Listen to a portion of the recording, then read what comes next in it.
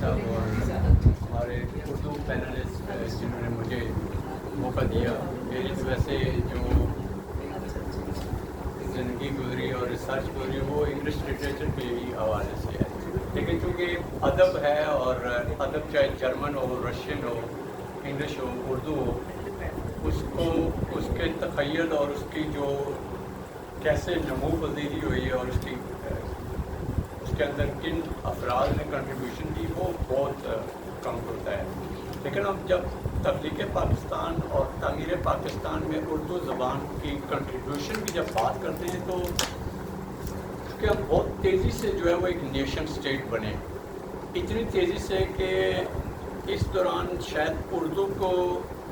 حیثیت مجموعی فروغ ہونے کا موقع نہیں ملا, بلکہ انگریز بذات خود یہ کہتے اور سمجھتے ہیں کہ اگر غالب کے بعد اردو کو اقبال نہ ملتے شاید اردو اقبال سے آگے آتی ہی نہ. اور اقبال نے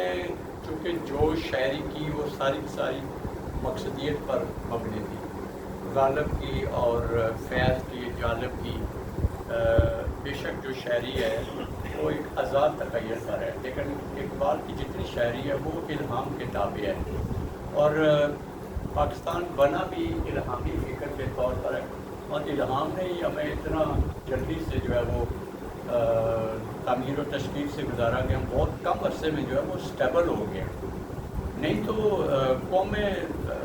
400 سال 500 سال لڑتی جاتی ہیں اور انہیں پتہ ہی نہیں ہوتا ہے کہ ہم کامیاب ہوں گے تو ہماری زبان کون سی ہوگی, ہمارا کلچر کون سا ہوگا, ہمارا آئین کس طرح کا ہوگا, ہمارے مستقبل کے جو کار پرداز قوتیں ہوں گی وہ کیسے ہوں گی. تو چونکہ پاکستان کے پس منظر میں اسلام اور اسلام کا پورا ایک اسٹرکچر اور تاریخ اور شخصیات اور ہماری ایک پورا ماضی, ایک بیدار ماضی اور کامیاب ماضی تھا. کسی کو بھی مستقبل اگر بنانا ہو اور انتہائی زوال میں ہو تو اس کو ہمیشہ جو موٹیویشن ہے وہ اپنے ماضی سے ملتا ہے, اور جو اولین ہوتے ہیں یہ بڑی کنٹریبیوشن ہوتی ہے. تو اس میں ہم پاکستان الہام کے طور پر بنا, اردو کو شاید اتنی جلدی سے جو ہے وہ فروغ ہونے کا موقع نہیں ملا, لیکن ہم خراج تحسین پیش کرتے ہیں ہمارے جو بانی ہیں قائد اعظم محمد علی جناح. انہوں نے کہا کہ بے شک میں خود انگریزی بولتا ہوں, میری بدت بڑھت انگلینڈ میں ہوئی, میں نے آئین پڑھا سب کچھ, لیکن انہیں اس چیز کا اندازہ ضرور تھا کہ رابطے کی زبان جو ہے وہ اردو ہی ہو. اور ابھی بھی ہم دیکھتے ہیں صوبائی طور پر دعوے ہوتے ہیں ایتھنیکلی, یا جو ادب ہے سندھ ادب بہت پرانا ادب ہے, پنجابی ادب بہت پرانا ہے, بلوچ ادب بہت پرانا ہے,